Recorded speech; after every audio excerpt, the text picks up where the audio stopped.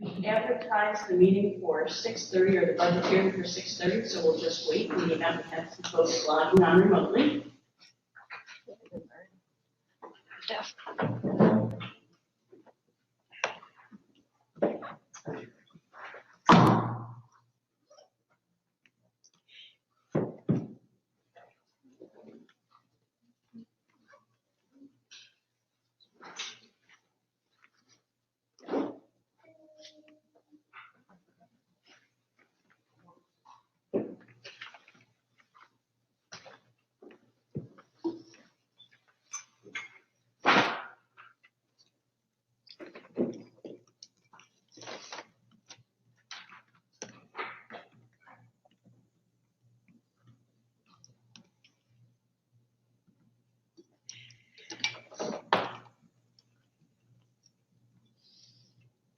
It is 6:30. Thank you, everybody, for joining us tonight for the budget hearing. This is really a culmination of the work that the board has been doing over the last several months. The annual budget hearing is a requirement that all school districts have to inform their public about the budget that will be placed in front of them for the next school year. It provides district residents an overview of the proposed spending plan in the required three parts: administrative, program, and capital. We'll talk more about each one of those in a few moments. It will give us a chance to share once again, which was shared earlier in the budget development process at one of our workshops, the tax levy calculation and limit. And it really is an opportunity to inform voters about what they are voting at and how we arrive at what we are proposing. So there's always influencing factors facing schools and districts when crafting a budget. Among our influencing factors, we're maintaining all current programs and opportunities, increasing safety measures, including placing an officer on campus. Tuition is rather unique to our school district as a K-8 district. Once our students leave us, they have their choice to attend a variety of different high schools, but it is our fiscal obligation to support them. We have been, I guess, a silver lining, somewhat fortunate over the last couple of years to have some COVID funding available to us, as have other districts and municipalities. And those come primarily through two funding streams. Both of those are set to expire, one this coming summer, the other the following summer. So we really have to begin to look at in this budget process and beyond those items that were funded out of that COVID funding and how we can, if we choose to, continue with the things that we funded through those streams. It was mentioned earlier during the candidate forum, our 5-year strategic plan, and embedded in that strategic plan is really an emphasis on professional development. That's both for our faculty and staff, but also for our board members. So that was an influencing factor for us this year. We also have been very cognizant of, over the last few years, coming off of a pretty significant project, knowing we are bringing another small project to the voters that we'll talk about a little bit more later, and likely in the future, more improvements to our building, really paying attention to what we have in place and maintaining that. That's as far as facilities needs, but also what do our students need and what do our staff need to continue to do the work that we've outlined in that strategic plan. So we've been very thoughtful around implementing, beginning with this budget, replacement planning, so that when we're looking at replacing things, and again, we'll talk in more detail later on, things like equipment for maintenance, or things like student desks, or things like Chromebooks that have a 5-year life, creating a circumstance so that we're not having to make a single large purchase at any one point in time, but being strategic so we can do that systematically and in smaller increments over time. And I've already alluded there to maintenance of operation and plant needs. So over the course, beginning back in January, the board began to look at, with input from myself and from our business official, our draft proposals for our budget. The initial draft proposal was in the amount of $11,631,205,000. That's the expenditure piece of the budget. That is the piece you as the community vote on. And we anticipate what the revenue budget will be, and there's a full slide on that a little bit later on, based on some assumptions and what we know to be true. In that original draft budget, it left an existing gap where we didn't quite get there, of about $75,319. Important to note in this year's budget is the amount of fund balance we will be allocating to balance the budget. This year, that is a little bit higher than it has traditionally been in years past. For the last several years, we've allocated $800,000 in fund balance. This year, we are allocating $950,000, and 150 of that is particularly for design work around some improvements to the building that need to be made. I will talk about this in more detail a little bit later in the presentation, but that 150,000 would ideally be approved by the voters as part of the project, and then we would not need to allocate those dollars. The reality is the work that needs to be done, and again, I'll talk about it in more detail in a little bit, has to be done one way or the other. So we need that design work done. So this is a way to guarantee it gets done, even if we don't get voter support for the project in its entirety at this time. For Act 2 of the budget, we went back, and there's a number of factors that we are uncertain of early on in the budget development process. I mentioned tuition a few moments ago. Our 8th graders going to high school don't make a decision until about February or March where they will be attending high school. That impacts the bottom line dollars because the costs associated with those high schools differ. So until we kind of nail down that number, we can't come up with a more definitive figure. By the time the draft 2 of the budget was brought to the board, some of those unknowns were better known, and we were able to bring back a balanced budget with no gap, allocating the same $150,000 in fund balance. So again, as I said up front in the initial slide, is we have to take a look at the budget or present it to you as our taxpaying public, the budget in the 3 component parts: administrative, program, and capital. Again, I note this is the expenditure piece. We're going to talk to revenue a little bit later on in the presentation. So what you see in the slide in front of you shows you those 3 components and then the total at the bottom. It shows you what was adopted last year by the board and approved by our voters, what we are proposing for the 23-24 budget, and then the increase and the associated percentage that goes along with that. Again, note the capital is the most significant increase, and that has to do with that additional $150,000 allocation for that design work. I'm going to leave that up there and let folks take a look at it for a second before I move on to the next slide.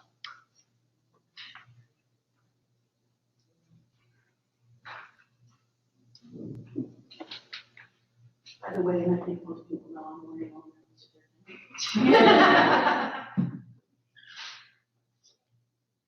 Okay, so now we're going to take a look at each one of those components. And as I said, I am the superintendent, not the business official, so I will introduce Joanne Moran, who will help us digest some of the bigger increases and decreases that we see on this slide.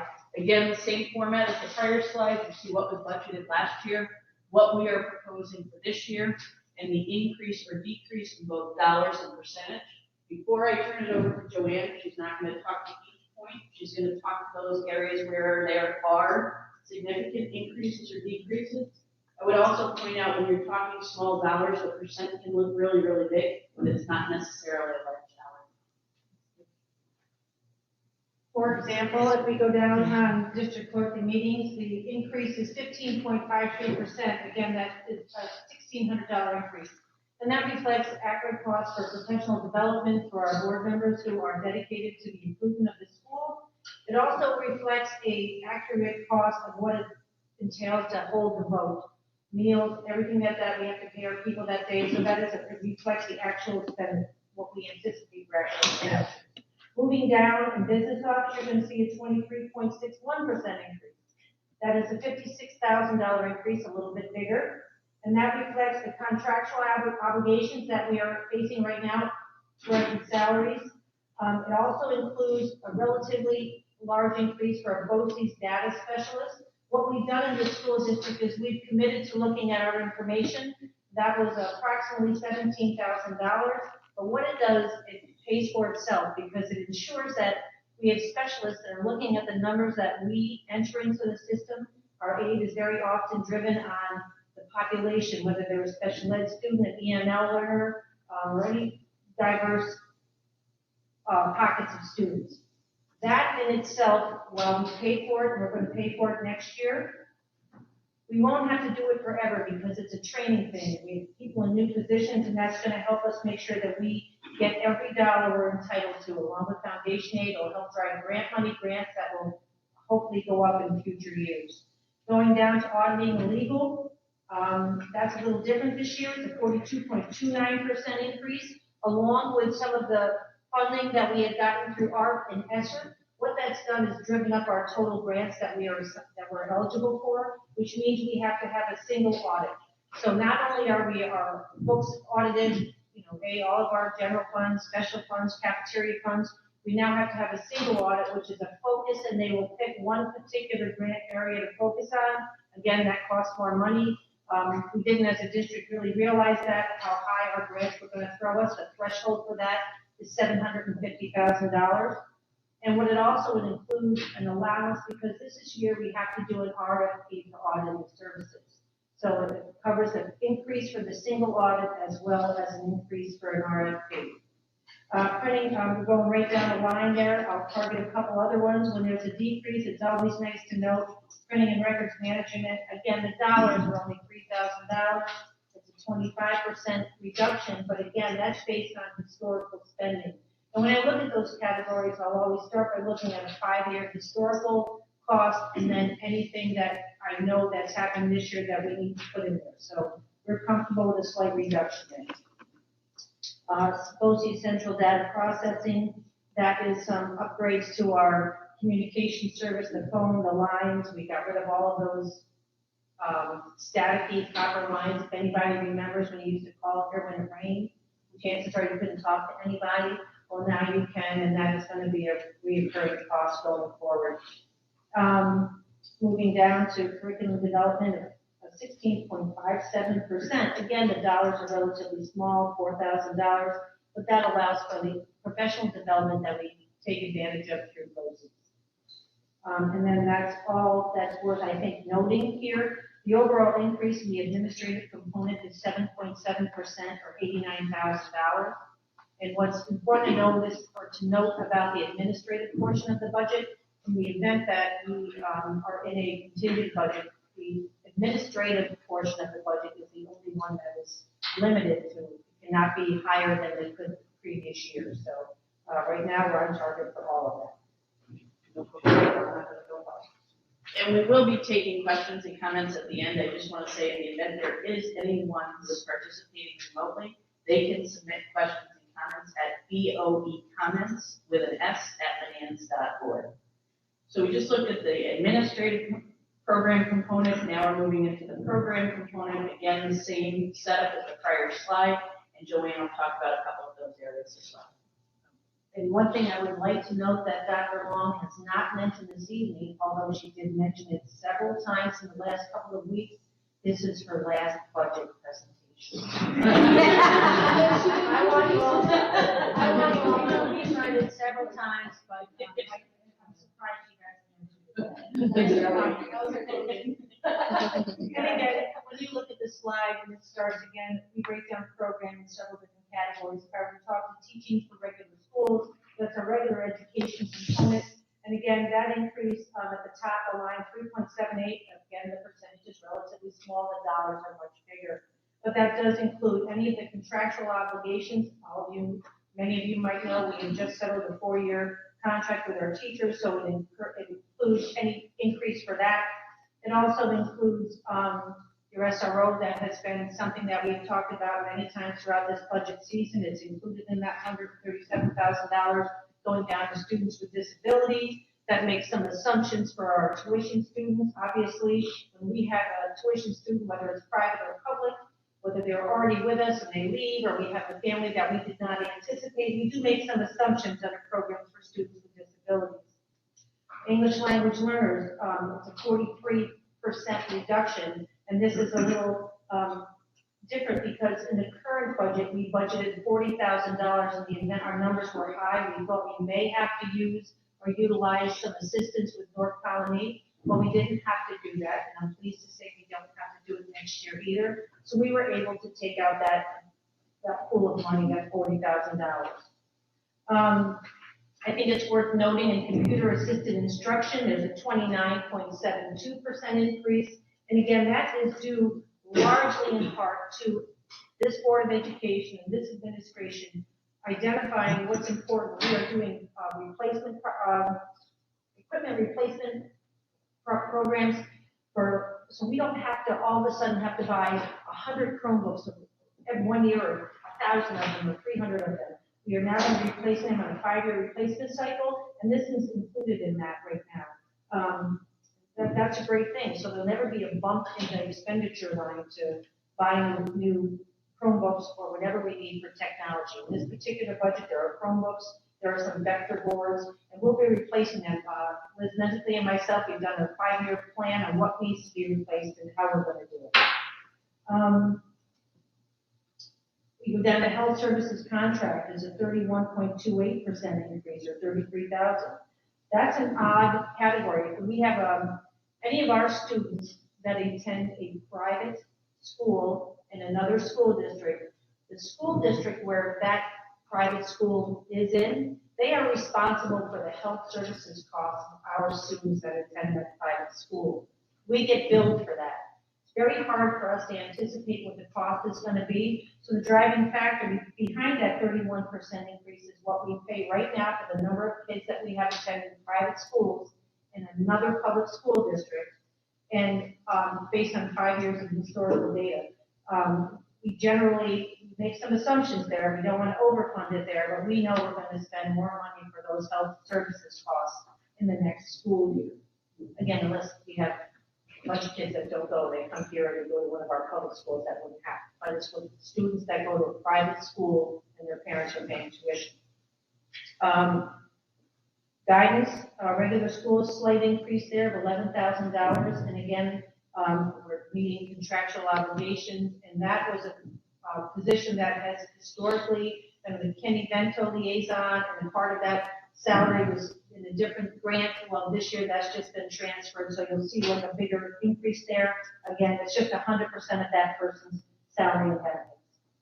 Co-curricular and interscholastic activities, that was a planned increase. We want to provide more opportunities to our students. So that increase alone, it's 28% for co-curricular, 17.96% for interscholastic activities. Again, it was a planned increase. And overall, you're looking at a 5.14% increase in the program budget. That is by far the largest portion of our budget. And Joanne, if I could, and correct me if I'm wrong, but also a piece of, especially the teaching regular school and the program component, is, I talked earlier about those sunsetting COVID funds that are available. It's taking positions that are currently funded in those grants that are going to sunset, not eliminating those positions, but instead moving them back into the general fund. And I should have mentioned that, I'm sorry, but the 2 positions that were currently funded in this school year with those grant funds will now be in the general fund next year. Those increases are included in what I spoke to. I'll accept your apology. Thank you. It's your last year. Don't go on. And lastly, we move into the third component, the capital component. Again, you see the 22-23 adopted, proposed 23-24, and the increases or decreases in dollars and percentages. A big piece of that, Joanne will speak to it, is that $150,000 we've been talking about. I don't think there's a lot to talk about the capital component. The capital component represents what it takes to run the school district. It's the operations and maintenance of our plant. 12.13% increase on the operations plant, that top line of $51,000. That represents increases, potential increases for staff, but what it also represents, more importantly, is again a replacement plan for some of our equipment. I meet with the facilities and maintenance people to find out what it is we need to purchase. I don't want to be stuck in some year having to spend all this money on something that we could have thoughtfully and taken time to purchase. So I have to go back to my notes here because obviously I need to. But again, the other increases here are because of our aging infrastructure. Most importantly to me are roofs. So we do know that it's going to, if our voters are good enough to us that they approve that project, it's still going to be a whole year before we can get the work done. We're going to have another year, season of rain, where we'll have some leaks. there's an increase there to cover some of that, as well as with our HVAC work. Many of the unit vents here aren't working, and hopefully we'll be able to replace some of them with the approval of a project. And again, we still have to make sure that we can fix them going forward, so there's a little bit of a bump there. But that's all I have, is an overall 15.66%. If you didn't have that $150,000 in play here, the program portion of the budget would only go up about 5%. Capital. Okay. So, and again, a lot of this information the board has had and seen over the course of it, so really this is for the folks attending tonight, and that includes the tax cap calculation. And this is a formula-driven calculation that every school district and municipality in New York State has to do. It was enacted about 10 years ago, my first budget.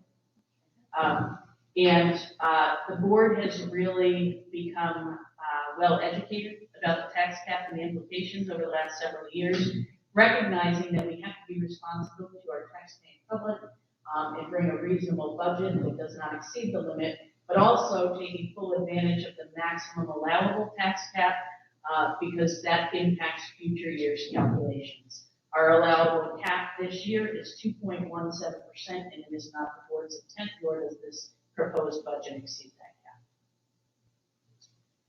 So again, everything we've talked about thus far has been expenses. Now we're going to talk a little bit about revenue.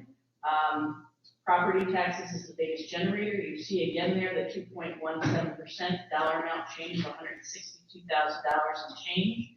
This is the first year we have seen a pilot number. That pilot came on last year, but we didn't at that time have the dollar value associated with that, which is why you see the blanks in the first and the last column. And I do want to speak a little bit about state aid, because it is because of this increase in part that we're able to bring you some of the things that we are bringing in this budget. At the same time, I have to say foundation aid was promised 2 years ago to be fully funded by this year. They have made good on that promise.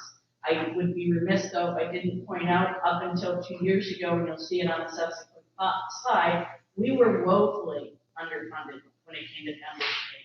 We were the lowest funded school district in New York State, receiving only 30% of what we have been allocated.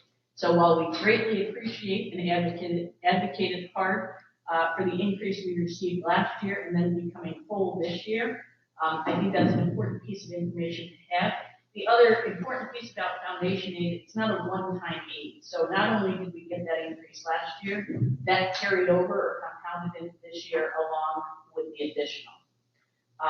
Joanne, do you have anything else you would want to speak to? Again, though some of these percentages are high, the dollar amounts are relatively low. Interest earnings? Well, interest earnings is, as we know in the market right now, interest rates are going up, so we are allowing for a little bit of an increase in that.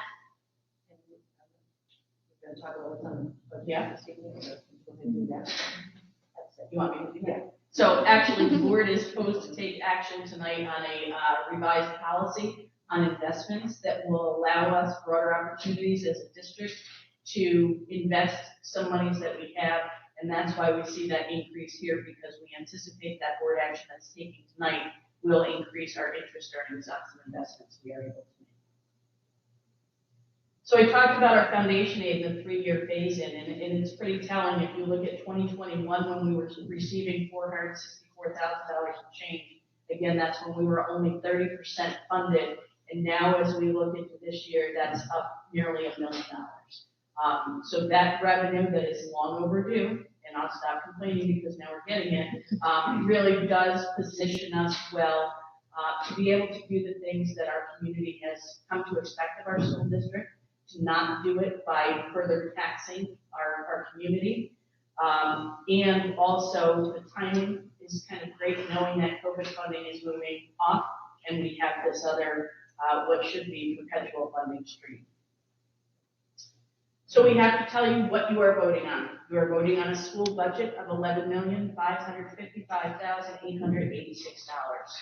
It is a budget that enhances programs and opportunities for the children of our community, addresses current student, staff, and facility needs. It enhances safety on our campus, which was a topic during our forum tonight. It does include an officer on campus in conjunction and coordination with the village. Because we are within the allowable tax cap, the budget requires a simple majority to pass, 50% plus one yes vote. There is a separate project referendum. I'll talk a little bit more about that in a moment. You will be voting for 2 members of the Board of Education. Also on the ballot will be the library budget and Board of Trustees elections as well. I think Mr. Kelly's going to talk about that in just a few minutes. So the project referendum, we talked a little about the aging infrastructure of our building. This is the actual referendum that will appear on the bill, on the ballot. And essentially what it is asking of the taxpayers is to consider allowing an expenditure of $2.36 million to address some priority items. That dollar amount was carefully arrived at. And let me talk a little bit about how we identified it and where we ended up with the dollars. So by law, every school district in New York State, every 5 years, has to conduct what's called a building condition survey for every occupied school building. It's conducted by either an architect or an engineer to assess the current state of the building. It's a really good way to do business if you have a property that's part of your business. Because you need to be able to maintain and address any repairs that need to be made. In our most current BCS or building condition survey, some priority areas were identified. We talked a little bit about them tonight. I will tell you they weren't a huge surprise to us, with the exception of maybe the last one, because they were things we had hoped to accomplish in the last project, and we just couldn't fully get there with the dollars that were available at the time. Number 1 is roofing, and you're going to see a image in just a minute that talks about what we were able to do during the last project, what is the most inherent needs, and what we might be able to put off moving forward. Heating, air conditioning, and ventilation has become a topic of conversation more so with COVID and wanting to maximize the ventilation that is available in the building. And quite frankly, and again, you're going to see a graphic in just a few minutes, we have a number of heating ventilation units that are approaching or have already exceeded their end of life. And last but not least, paving. And if you drove in here tonight, I don't need to say any more about that, but I will. So again, all of these areas are approaching or have passed their useful life. And really, we're at the point now where continuing to repair them, we just did see some increases in the capital portion of the budget to address those through next year, is outpacing the cost of doing what's right and repair and replacing what we have. So let's talk first to the roofs, and I'll point out the orange roofs were put on the year I was born. Ironically, they are the ones in the best shape, and that is because it is a sloped roof, not a flat roof. We know what happens in the winters in upstate New York when snow and ice sits on top of the flat roof. So really the 2 areas this project will be focusing on are the green outlined area and the purple outlined area. You see some gray in there. Roof replacement was on the table on our last large project when we did the additions. That project took time for a variety of reasons beyond our control, including COVID, and with time, costs increased, and we couldn't necessarily address everything we wanted to. So the areas in gray were addressed during the prior project. The 2 remaining areas, the purple and the green, are those flat roofs that we are quite regularly having to continue to repair. And they need to be replaced. That's what it comes down to. I talked a little bit up front about the dollars and how we arrived at the dollars. All of the scope that we have identified to address during this project that this referendum would support fit within that dollar amount to the extent possible. And the reason we selected that dollar amount was so that we could bring a project that would not add additional tax costs to our taxpayers. And I'll summarize that again in just a few minutes. This is HVAC, heating, ventilation, and air conditioning. We use a lot of acronyms, sorry. And really the areas that we are focusing on in part in this project would be those areas you see in yellow. The areas in white were really the areas that were already addressed during the most recent project. The areas in blue are those areas that are not approaching their end of life. They still have some time left in them. The ones in yellow are the ones that need our attention. I will tell you, we cannot address all of this in a $2.36 million project, but we are working very closely with our architect and our engineer, kind of like that replacement planning we talked about in other areas, to identify the highest need and work backwards from that need. And last but not least, paving. You see 3 areas. The first being the gold area, is the entry road in. We would be looking to totally resurface that, go down 4 inches and rebuild it from the ground up. The green area is the roadway that goes down back into the lower parking lot. And the yellow is that portion of the parking lot that was not addressed during the last project. What you see in white was newly paved during the last project. Though we anticipated wear and tear of the parking lots and knew there would come a time that we had to replace them, one of the largest contributing factors to both the yellow and the gold and the green area was COVID. So follow my logic here. To implement the distancing requirements within classrooms and within the building, for over a year and a half, we had to have kids come in and leave the building in 2 waves. So instead of having 4 buses come in every morning and 4 buses leave every morning, we actually increased to 5 buses to spread the kids out more. And we had 2 runs coming in and 2 runs going out each day. So we more than doubled the bus traffic over that year and a half period of time.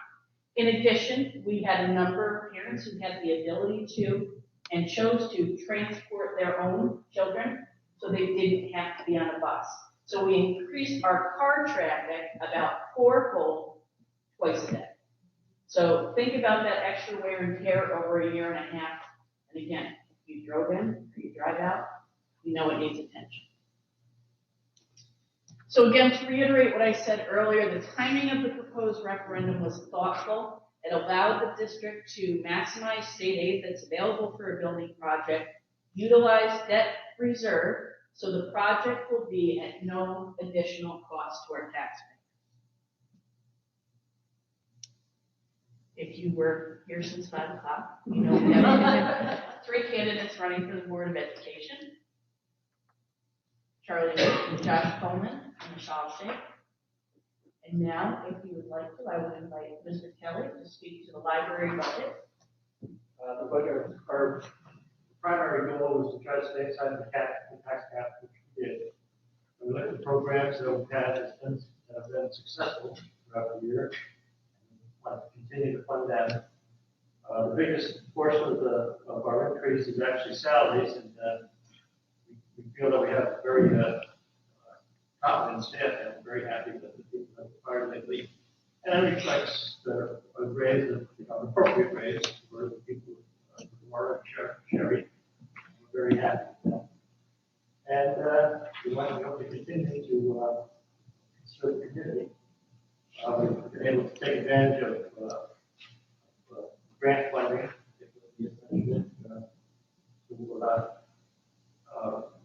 for heating, ventilating, and air conditioning, and to make the library completely accessible.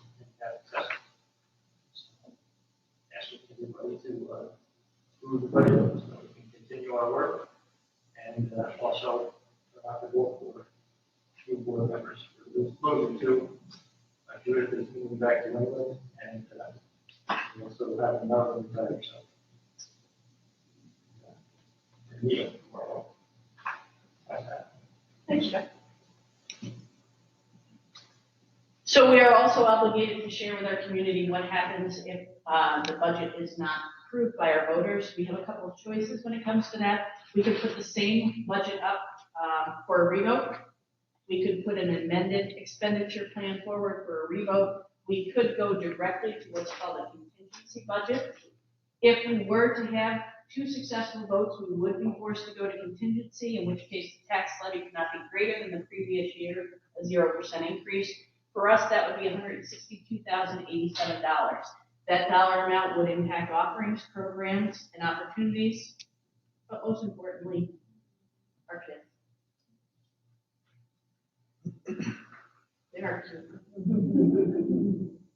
So what do we do now? Encourage family and friends to vote Tuesday the 16th from noon to 8. Absentee ballots can be obtained from the district clerk and would need to be turned in by 5 o'clock on the 16th. Our vote is in person on the 16th from noon to 8 through the district office entrance at the other end of the building.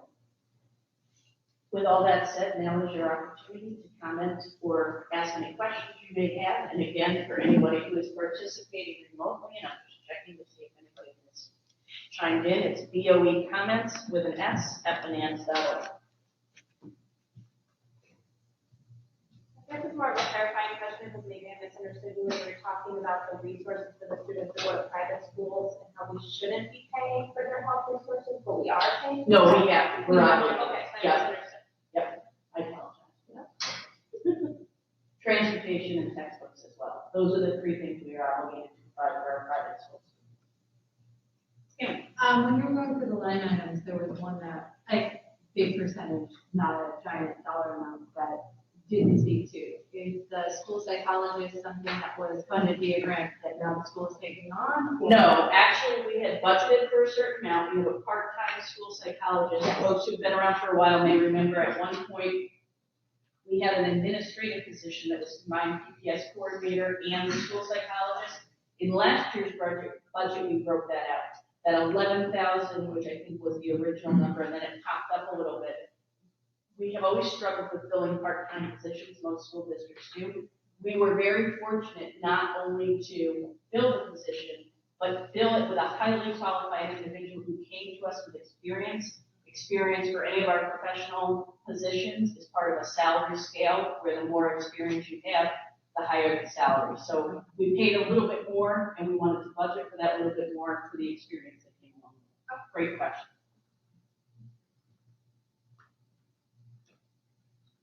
You met? You don't have to ask her.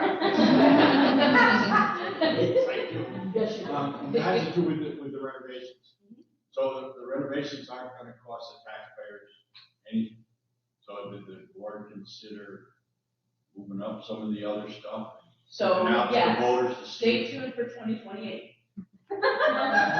So, 2020, that's a long time. it's not that See far this up away, here? actually. So, one of the things we have learned over time, and I think this board has become very well versed in, is to recognize the current debt that we have, align it with our needs, and be very strategical, thoughtful. I like the word planful, Joanne doesn't like that word. But we look to find out when is the debt falling off so we can do more. Because it's when that debt is falling off that we can bring a project that, because of the state aid we are going to garner on that project, coupled with the debt that's coming off, it's going to stay impact neutral to our taxpayers. So we have right now a debt reserve that we can apply. We're not quite to that debt falling off yet, but we have a pocket of money that we put away for just this reason. And couple that with what's allowable, that's what got us to the $2.36 million. At this point in time, if we added more of that, more would go to you. We know the next time that's gonna happen is 2028. Looking at that 5-year building condition survey, knowing where our needs are, we feel pretty confident with that maintenance that we've talked about and replacement planning, we're gonna be able to get to that next threshold and do what we need to do on a larger scale. Again, without having that impact hit the taxpayers directly. And even though we're talking 2028, that means the vote has to happen in 24, and it has to get through state ed approval, so that next round will come pretty quickly. And I think it's important that we know that very often our hands are tied by how long a project takes to get through state aid and facilities planning to be approved. And while things were happening a little bit quicker 2 years ago, we've recently been brought to our attention that, again, that all those timelines to get projects approved is really going further out. So it is going to take us all that time to get another project of a substantial amount through no fault of the district, but through SED. So is there if I can keep up, No, please do. is there an existing preventive maintenance program in the district? And that's that replacement planning that we've talked about. We have really worked hard, especially since the last project, to identify that. So the pieces we're talking about in this immediate project are those things we weren't able to capture in the prior project because of money shortfalls, because of duration and no other reason. And it's that 5-year building condition survey that I mentioned that we really use to forecast moving into the future. So part of that preventative maintenance planning is repair and replacement and regular maintenance through that cyclical annual approach. Part of it is this smaller project, we call it, going on $2.36 million. It's not a small amount of money, but also knowing the leverage we have in 28 when that additional debt falls off. So it's really a matter of looking at this building condition survey, what we're able to accomplish internally, what we need to go to the voters for, balancing that without leveraging additional taxes on them, and then looking forward to that next opportunity where we have that dip and we can bring additional on. And by that time, we'll be back to another 5-year building condition survey, and really we'll start that process all over again. And it does need to be a process. It's districts that don't take advantage of that process and those opportunities, much like we talked about replacement planning, where all of a sudden you're going to get hit with a mega $1 million project because you weren't planful in forecasting it. You can. That's why we're here. Joanna's got to shut up. So are the staff trained in, like on the rooftop units, are they able to do all the work? Are they able to do testing? Are they able to do that, or do you farm that out? I'm going to say to some extent, we have contracts with various vendors, Train being one of them, HT Lines being another. So HT Lines comes in now 3 times a year, and we usually schedule them over our school breaks and then again in the summer to come through and do a full run through of every single unit and twice a year to replace filters. So the answer to your question is yes and no, which isn't a great answer. But right now, if it got very warm or very cold in here, or we had an issue, I could reach out to my maintenance director. He could pull up our system on his phone, and he could troubleshoot and address it, but he can't do it all. That's where we rely on the experts. So you have an EMS system? Say that again? You have an EMS system? Emergency management. Yes.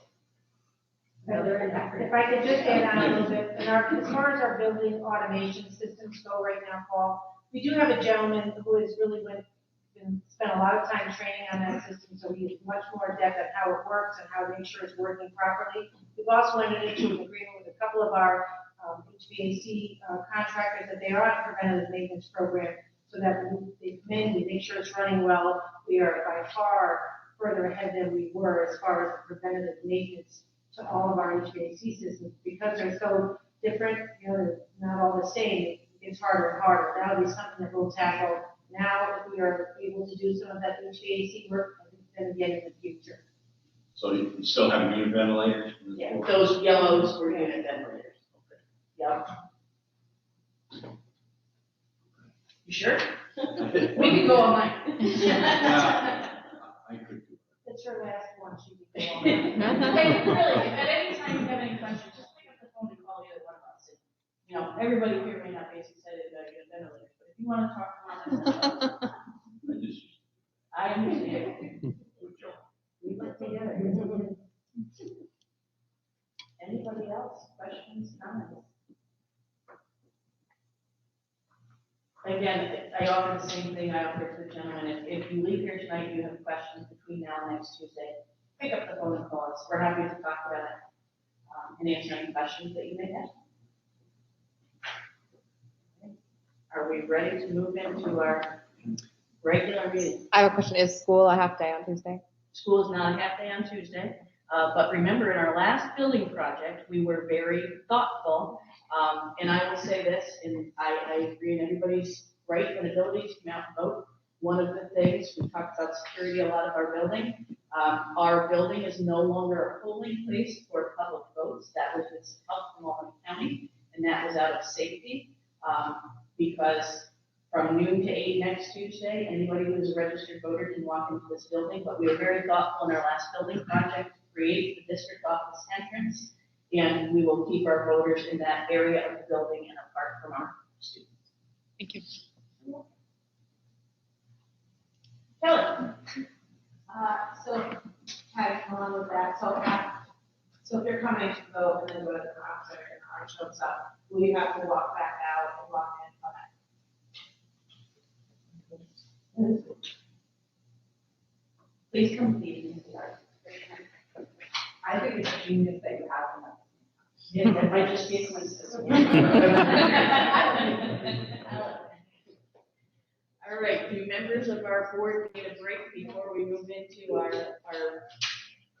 meeting process? I think we're good, Dr. Wong. And if folks are here just for the budget hearing, we won't be offended if you choose to leave, but you are certainly welcome to stay. You guys want my email? No, we're all set.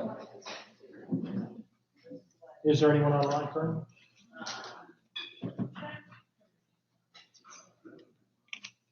No, our last comment online was February 15th. There's nothing in the chat. You do have for your attendees.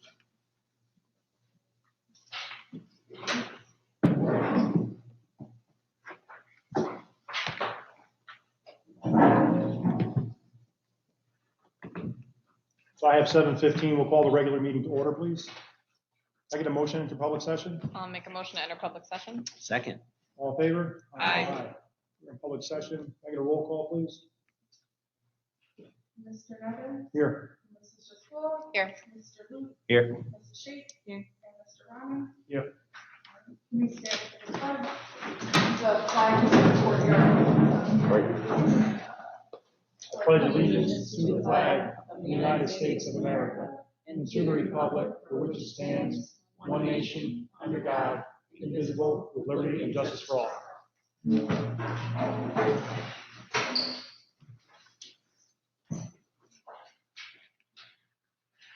Comments from the public on agenda items. Just a reminder for those members and public in attendance, this is one of two opportunities afforded members of the public to comment on or inquire about agenda items. Members of the public may also have the opportunity at the end of this evening's agenda to comment on matters not formally noted in the agenda. We appreciate everyone's cooperation. Please look at boecomments@menands.org, boecomments@menands.org. Does anybody have anything? We'll move on to approval of the minutes, please. Can I get a resolution, please? Be it resolved that the Board of Education of the Menands Union Free School District accept the minutes of the April 19th regular meeting and the May 3rd special meeting. Second. All in favor? Aye. Opposed? That resolution passes. Business matters, non-action items, business office, non-action item warrants. Can I get a resolution, please? That's not action items, right? You don't need a Yep, resolution? Wrong page, excuse me. We'll go with questions. Okay. Thank you. No questions on that, and I apologize. Business office, non-action items, budget transfers under $10,000. Were there questions on that?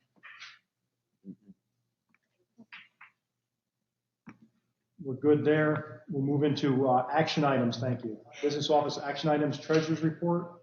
I get a resolution, please? Be it resolved that the Board of Education of the Menands Union Free School District approve the treasurer's report for the month of April 2023. I second. There's a second. Were there any questions? I had one. There were a lot of $4 payments. I know what that is.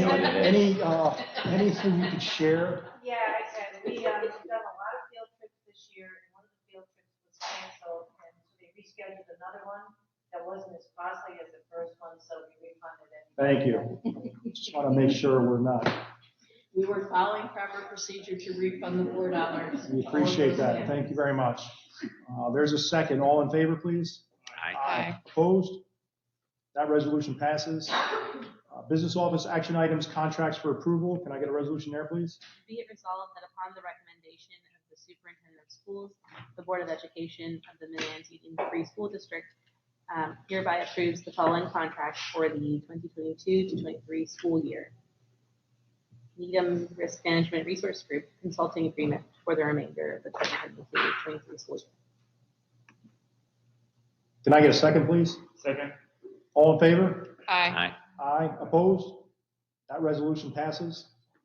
Business office action items, multi-year contracts for approval. Can I get a resolution, please? Be it resolved that upon the recommendation of the superintendent of schools, the the Board of Education of the Menands Union Free School District hereby approves the following multi-year contracts A and B. Second. Were there any questions on those? All in favor? Aye. Opposed? That resolution passes. Business office action items, donations, please. Can I get a resolution? Be it resolved that the Board of Education of the Menands Union Free School District accept the donations as listed. This PTA looks like gave us a $1,000 donation for the drama club and a $1,190 donation for the Menands School Outdoor Education Fund, which is the trip to Camp Ginger Cook. Second. All in favor? Aye. Opposed? That resolution passes. Thank you to the PTA for supporting the programs of Menands School. Business office action items, disposal of items, please. Can I get a resolution? Be it resolved that the Board of Education of the Menands Union Free School District accept the disposals as listed. Want me to list them? No. Great. A second. There's a second. All in favor? Aye. Opposed? That resolution passes. We'll move on to item 6, first reading of policies. Can I get a resolution, please? Be it resolved that the Board of Education of the Menands Union Free School District, upon the recommendations of the Policy Committee, approve the first readings following policies A through C as listed. A, 1500, public use of school facilities. B, 6240, investments. And C, purchase 6700, purchasing. Second. Were there any questions on those policies? I have one on public use of facilities. Should the fee schedule that was listed just address payments to the district clerk versus Liz specifically? And we would have to So, readdress the We don't have to policy? readdress it anyway because it is an exhibit to the policy. So we don't as have to long as- readdress the policy because it's an exhibit? Correct. The I'm exhibit fine. can change the word of authorization. Bless you. Were there any other questions? There's a second. All in favor? Aye. Opposed? That resolution passes. Committee appointment, audit committee appointment, please. Can I get a resolution? Be it resolved upon the recommendation of the Superintendent of Schools, the Board of Education of the Menands Union Free School District hereby appoint the following individuals to the audit committee for the remainder of the 2022-2023 school year. Second. All in favor? Aye. Aye. Opposed? That resolution passes. Is Mike here tonight? Mike is not here. is he? Like it's not- Congratulations, Mike. Thank you for helping out. Personnel matters, appointment of building principal. Can I get a resolution, please? Be it resolved that the Board of Education of the Menands Union Free School District hereby appoints Kathleen Wiley as the Menands Building School Principal for a term commencing July 1st, 2023 through June 30th, 2027, upon the terms and conditions set forth in a written agreement between the parties, and hereby authorizes the President of the Board of Education to execute the agreement on behalf of the Board. Second. All in favor? Aye. Aye. Opposed? That resolution passes. Kathleen Welcome, is with us. Kathleen. Thank you.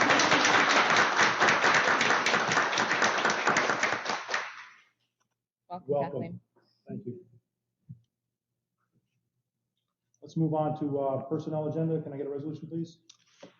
Be it resolved that the Board of Education of the Menands Union Free School District approves the personnel agenda item A, Andrew Catone, part-time accounts payable, part-time communications. And I second. All in favor? Aye. Aye. Opposed? That resolution passes. And Andrew is with us. Thank you. Welcome, Andrew.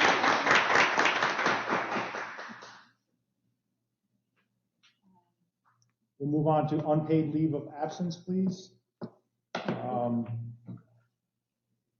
I get a resolution, please? Be it resolved that the Board of Education of the Menands Union Free School District approve the unpaid leave request for employee number 1007. Second. All in favor? Aye. Opposed? That resolution will pass.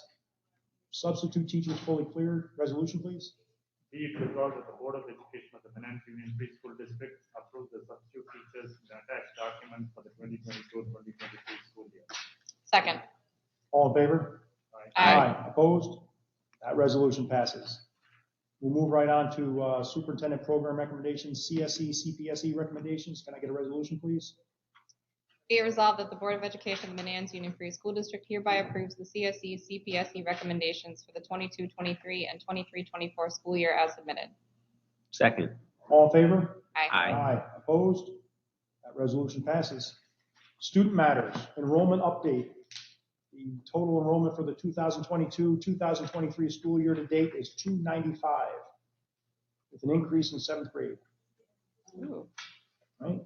Move right along. Administrative updates, principal comments, please. Ms. Canavo.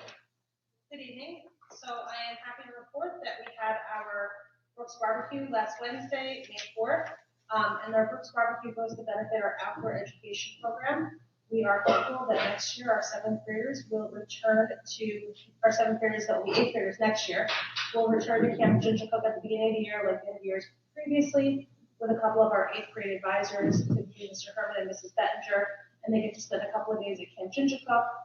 It really centers around building team and commitment and community amongst our 8th graders as they enter their final year. So thank you for Lorenz and Shira for hosting that, and all of our 7th grade workers. They were all back here again, working over the course of the evening on 1 or 2 shifts and helping fulfill those orders over the course of the evening. Back in April, on the 22nd, it was a Saturday afternoon, one of probably the really first nice Saturdays. We had our Spring Fest here at school. That's an event that the PTA hosted, and thank you to Jessica Conley for serving as the chair. Kids were able to do a bike exchange, so they could bring an old bike, walk away with a new bike that maybe fit them better. Courtney hosted a trail cleanup. Over here, the kids were out with their bags and really did a nice job. Found some interesting stuff. Didn't get some milk snake, but he stayed put for us.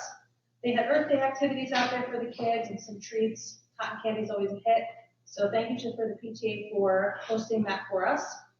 Tomorrow we wrap up our New York State math testing with makeups. It'll be our last day. We had, again, really high participation rates for our math tests. We're looking at upwards of a 98% participation rate.